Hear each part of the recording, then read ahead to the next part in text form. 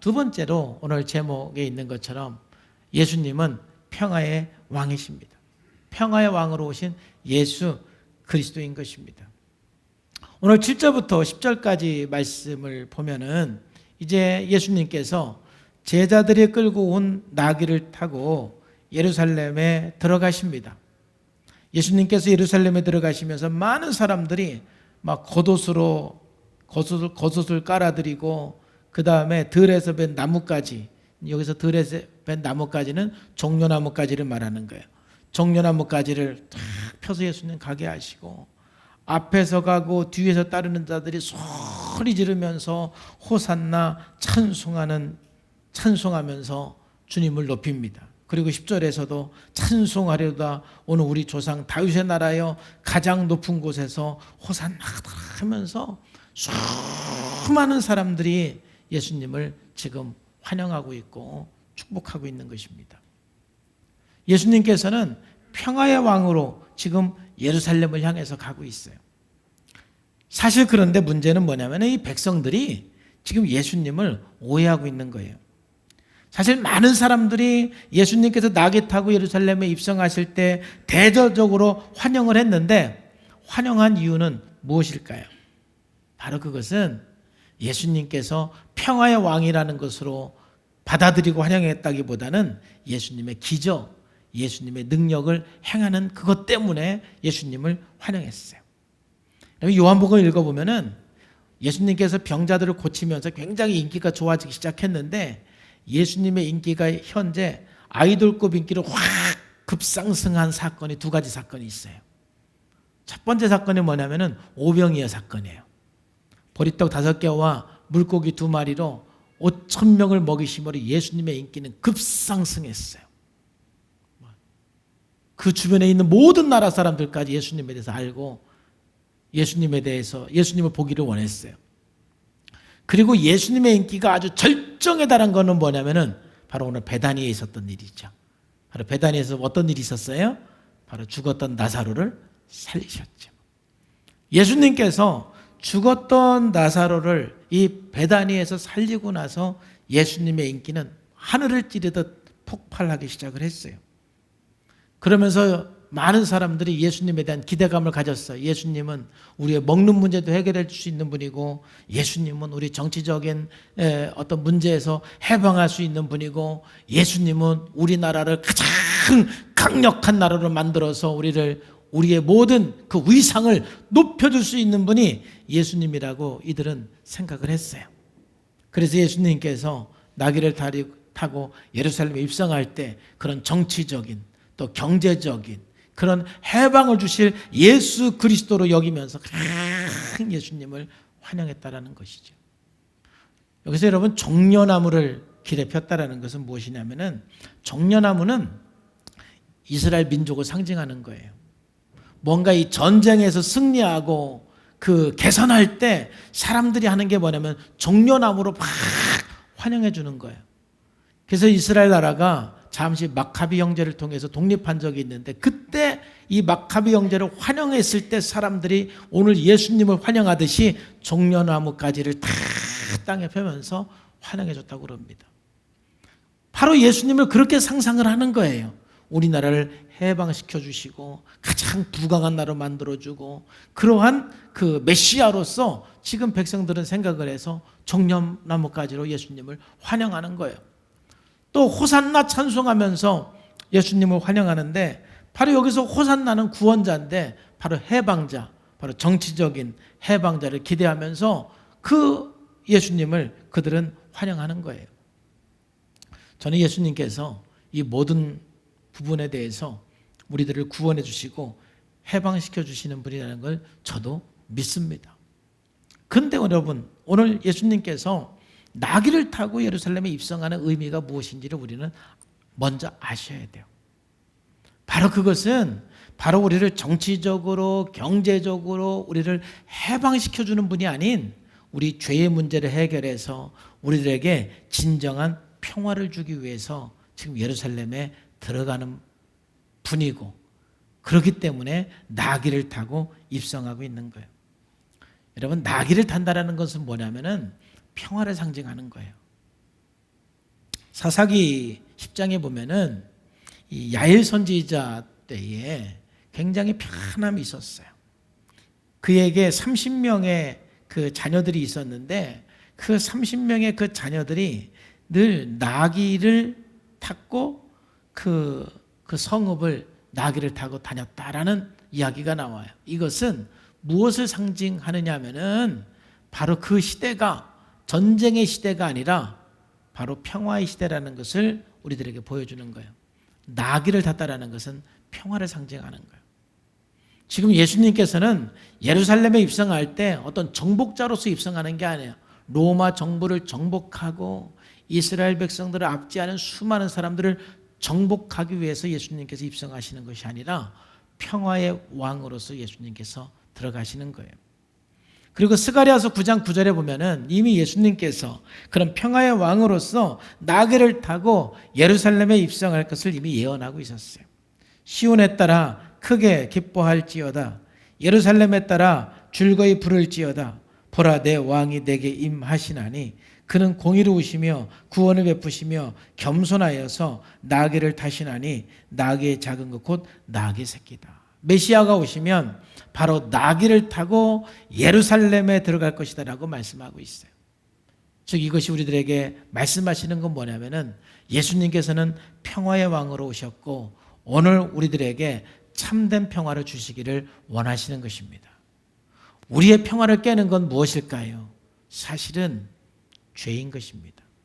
우리 내면에 있는 그 죄들이 우리의 가정의 평화를 깨고 있는 것이고 나라의 평화를 깨고 있는 것이고 우리의 모든 삶의 평화를 깨는 것입니다.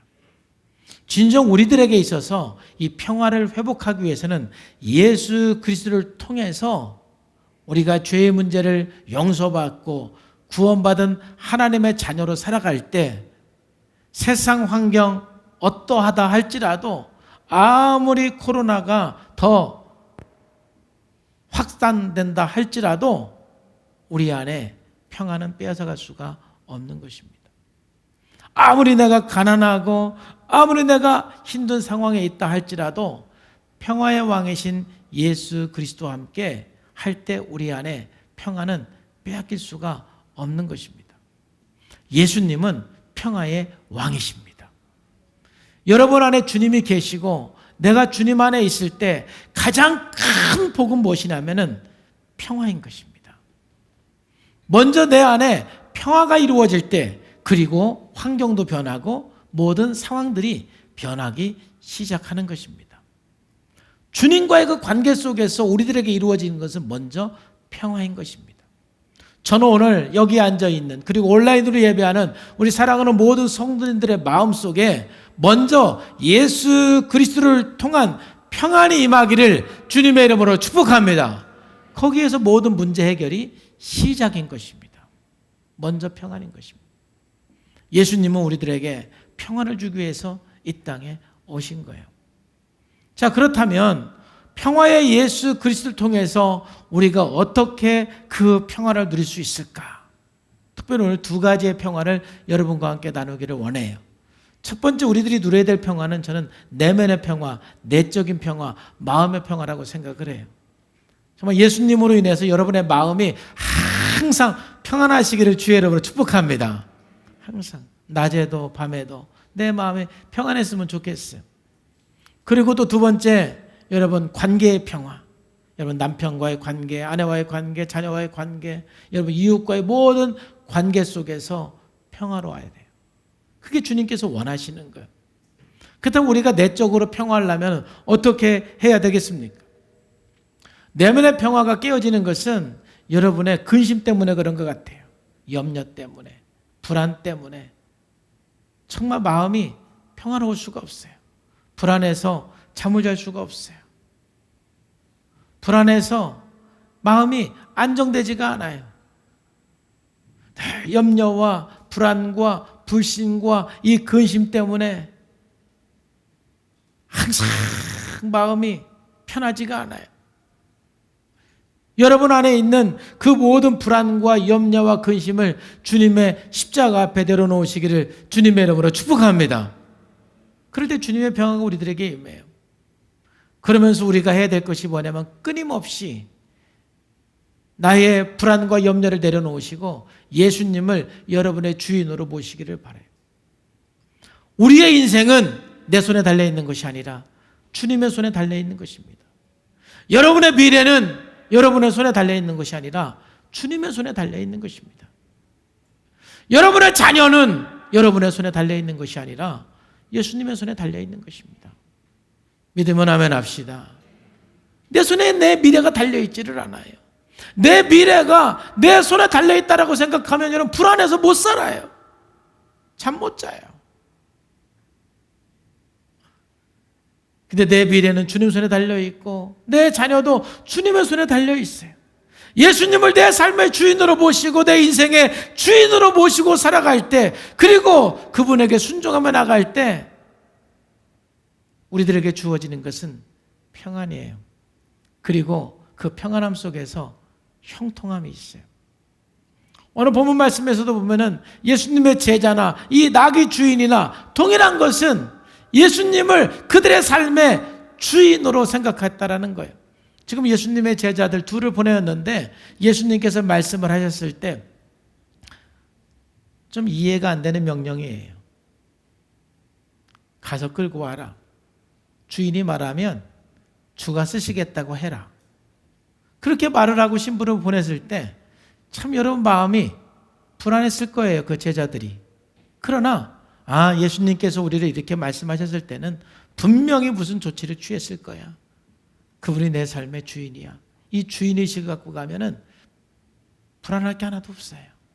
주인의 말을 들어서 안 되는 게 없지요. 또 나귀 주인도 마찬가지예요. 미리 예수님께서 부탁을 하셨던, 아니면 예수님의 초자연적인 능력으로 성령의 감동으로 역사를 하시든 간에 그냥 주께서 쓰시겠다고 그러니까 두말하지 않아요. 주께서 쓰시겠다 하니까 네 하고 대답을 하는 거예요. 이 나귀 주인도 예수님을 철저하게 삶의 주인으로 모시게 되는 것이죠. 그랬을 때 오는 것은 첫 번째 평안이고, 그리고 형통함인 거예요. 여러분 외국에 여행을 가면은 필요한 게 가이드입니다. 가이드가 없으면 여행을 편안하게 할 수가 없어요. 가이드를 따라다녀야 여기가 어떤 곳인지 설명도 들을 수가 있고, 그 다음에 편안하게 여행을 할 수가 있는 거예요.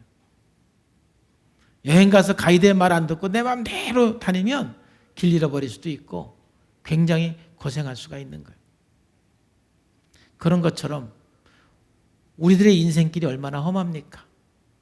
어찌 보면 여러분의 인생길에 그냥 지뢰밭을 우리가 걷는 것 같아요.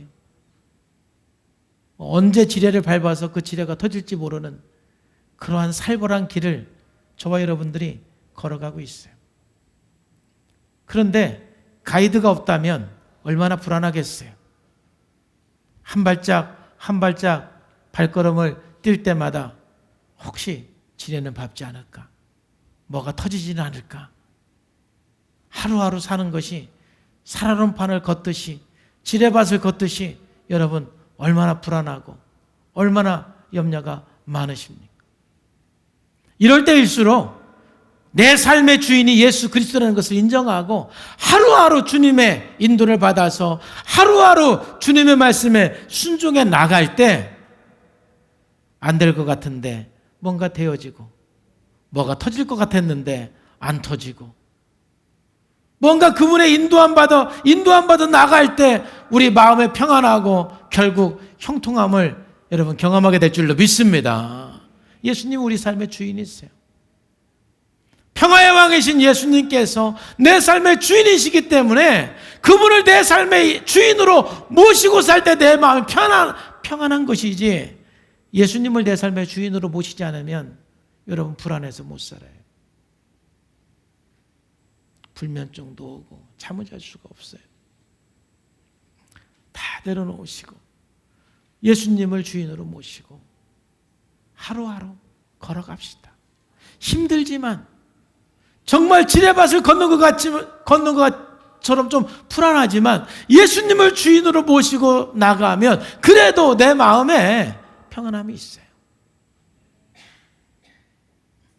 예수님이 내 삶의 주인이 되어야 돼요. 두 번째로 우리가 내면적으로 평안을 하려면 꼭 필요한 게 뭐냐면은 여러분 기도하셔야 돼요. 염려하지 말고 기도하셔요. 너무너무 당연한 것 같지만 염려하지 말고 기도하셔야 돼요. 빌립보서 4장 6절에 7절에 보면은 아무것도 염려하지 말고 다만 모든 일에 기도와 간구로 너희 구할 것을 감사함으로 하나님께 아뢰라. 그리하면 모든 지각에 뛰어난 하나님의 평강이 그리스도 예수 안에서 너희 마음과 생각을 지켜 주시리라. 저는요 주님께 기도할 때 주님께서 모든 걸 응답해 줄 것을 저는 100% 믿습니다. 제 건강의 문제도 주님께서 응답해 줄 믿고, 제 장래의 문제도 주님께서 응답해 줄 걸 믿고, 제 자녀의 문제도 우리 하나님께서 응답해 줄 걸 저는 믿습니다.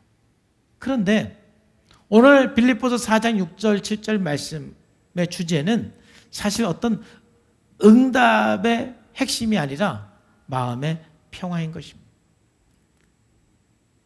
다시 말해서 저는 주님의 응답을 100% 믿지만 제가 기도하면서 경험하는 것은 무엇이냐면 기도할 때 주님이 마음에 평안을 준다는 것입니다. 응답은 내가 원하는 대로 안 될 때도 있어요. 내가 원하는 시간에 안 될 때도 있어요. 내가 원하는 방법으로 주님이 안 주실 때도 있어요. 제가 100% 응답을 믿는다는 것은 주님의 때에 주님의 방법으로 가장 주님이 최선의 것으로 주신다는 것을 저는 100% 믿습니다. 내가 원하는 방법과 내가 원하는 시간에 응답을 해야 된다고 생각하면 우리는 실망할 때도 있습니다.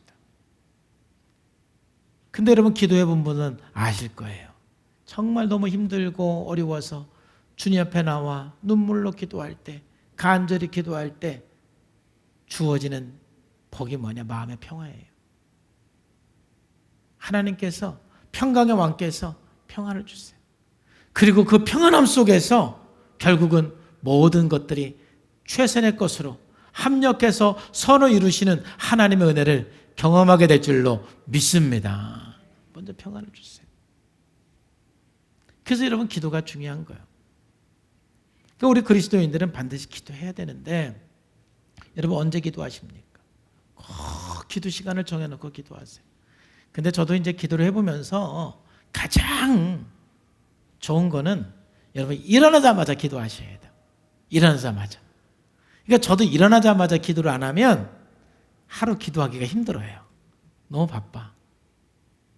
그리고 시간이 나도 집중이 안 돼.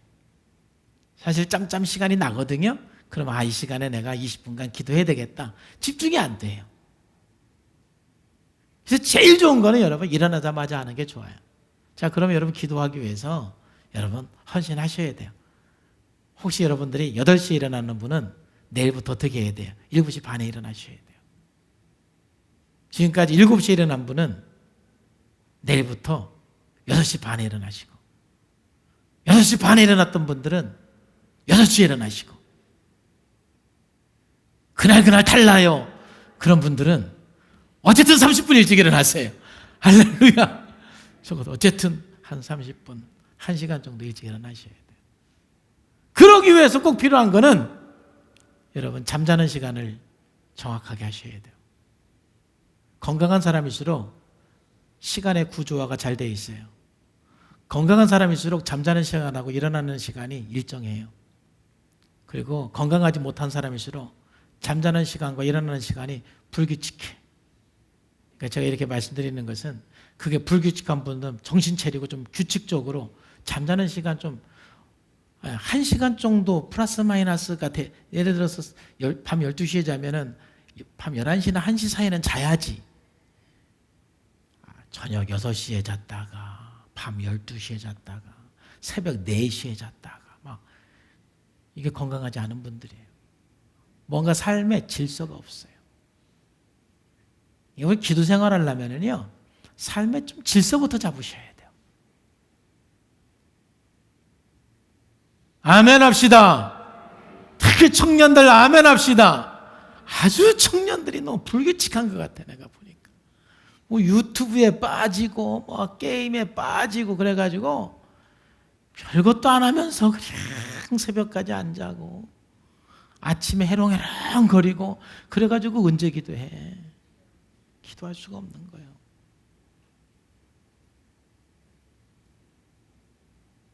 그러니 마음에 어떻게 평안할 수가 있냐고요.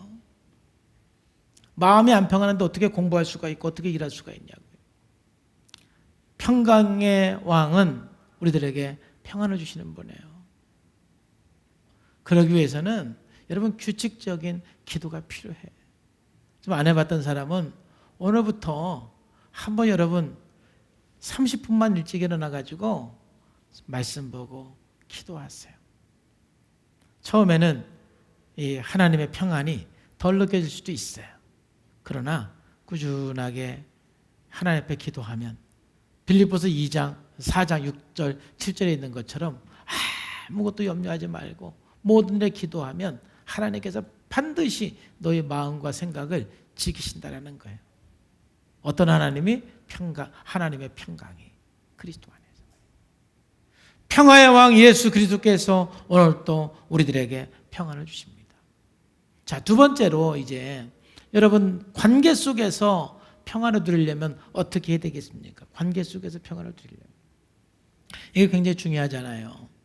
사실 뭐 여러 가지 제 마음속에서 떠오르는 생각들이 있었는데 또 설교 시간도 있고 해서 딱 한 가지 가장 중요한 거 한 가지만 말씀을 드리고 마치겠습니다. 여러분 관계 속에서 평안을 누리면 다음 내용을 보면 실망할 수도 있는데 이것밖에 없어요. 자신의 문제를 인정하고 성장해야 돼요. 관계 속에서 평안을 누리려면 내가 성장하지 않고는 관계 속에서 평안을 누릴 수가 없어요. 왜 관계가 깨어지고 관계에 평안이 없느냐면 솔직히 미성숙해서 그런 거예요. 근데 성숙하려면 내가 어떤 문제가 있는지를 내가 좀 아셔야 돼요. 대부분 사람들이 관계를 잘 못하고 관계가 깨어지는 사람들은 어떤 사람이에요? 상처 많이 받은 사람이에요. 상처. 어린 시절부터 상처를 많이 받은 사람은요, 마음속에 분노도 많고요, 미움도 많고요, 불신도 많고요, 굉장히 통제하려고 하는 것도 굉장히 강해요. 또 의존도 많아요. 뭐 특히 부모님에 대해서 분노가 강력한 사람들은요, 그런 운명을 허락한 하나님께도 원망을 많이 해요. 그리고 어디서 조금만 문제가 생기면 막 그 분노가 확 올라오고 미움이 올라오고, 그래서 한번 화가 나면 뭐 정신 못 차리고 또 사람 못 믿고 그 미움 때문에 계속 막 관계가 어렵고 그렇습니다. 여러분 그 상처가 치유되지 않으면 관계 속에서 평안을 가질 수가 없어요. 평화로운 관계를 오래 갈 수가 없어요.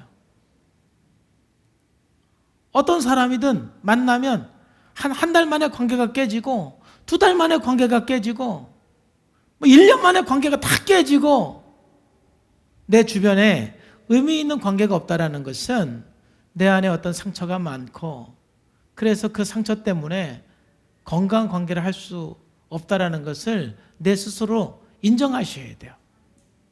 그리고 내 문제가 뭔가, 내가 이 관계에서 평화를 깨는 나의 문제가 뭔가를 여러분 스스로 자각을 하고 성장하셔야 돼요. 성장해야만 우리가 관계에서 평안을 가질 수가 있어요. 근데 여러분들의 그 성장을 해줄 수 있는 분은 누구냐? 오직 예수 그리스도예요. 이사야서 53장 5절 말씀에 보면은 그가 찔림은 우리의 허물 때문이요, 그가 상함은 우리의 죄악 때문이라. 그가 징계를 받음으로 우리가 평화를 누리고 그가 채찍에 맞음으로 우리는 나음을 받았다. 예수님이 우리의 상처를 치유해 주시는 겁니다. 제가 목회자로서 여러분 도와드릴 수는 있어요. 회복 프로그램을 하면은 굉장히 많은 사람들이 진짜 회복을 경험을 하고 관계도 회복이 돼요. 근데 요즘에 그 회복의 깊이가 더 이렇게 깊어지는 것 같아요. 프로그램을 하고 나면은 굉장히 저도 보람을 느껴요. 근데 언제부터냐면은 제가 이 12단계가 더 정리가 됐어요. 그러면서 그 예전에는 참 12단계 강의를 할 때 강의를 저도 좀 소홀히 하고 훈수비 있지만 집중을 했는데 요즘에는 꼭 강의를 해요. 조금씩이라도. 근데 그 강의를 통해서 결국 예수님을 만나게 해요. 주님 앞에 나가게 해요. 그 하나님 앞에서 회복을 도와주다 보니까 뭐 저는 돕는 역할을 하지만 결국 한 사람 한 사람 만져주시고 회복시켜 주시는 분은 주님이세요. 주님이 나를 위해 십자가에 죽으시고 부활하셨기 때문에 내가 아무리 큰 상처가 있다 할지라도 십자가에 죽으신 예수님 만나고 부활하신 예수 그리스도를 만날 때 그 상처가 치유가 되는 거예요. 그리고 우리는 성장하고 모든 관계 속에서 평화를 누릴 수가 있어요. 예수님은 평화의 왕이세요. 그 예수 그리스도 통해서 정말 여러분의 내면에 평화가 이루어지고 여러분의 모든 관계 속에서 평화가 이루어지는 그런 복 있는 삶이 되기를 주 예수님의 이름으로 축복합니다. 오늘 설교의 결론은 제가 이 찬양으로 함께 여러분과 나누고 싶어요. 우리 찬양단 앞으로 나와주시고 정말 여러분의 고백으로서 내 마음속에 있는 참된 이 평화는 누구도 앗아갈 수가 없습니다. 어떤 환경도 내 마음의 평화를 빼앗아갈 수가 없습니다. 왜요? 주님이 주신 거니까요. 주님은 내 마음의 구주 되시었네. 오 주 없인 살 수 없네. 오 주 없인 살 수 없네. 2절 말씀도 있어요. 평화 없는 세상, 고통과 싸움뿐. 사람들은 무서워하는. 평화가 없는 세상은 주님 없는 세상이에요. 평화의 왕이신 주님이 없는 세상은 고통과 싸움뿐이에요. 평화의 왕이 다시 오실 때까지 죄와 전쟁은 끝이 없어요. 그래서 우리는 주님 없으면 살 수가 없어요. 평화의 왕이신 예수 그리스도를 말미암아 여러분의 삶과 가정, 여러분의 마음에 정말 평화가 넘치기를 오늘 이 말씀을 통해서 평화가 임하기를 축복합니다.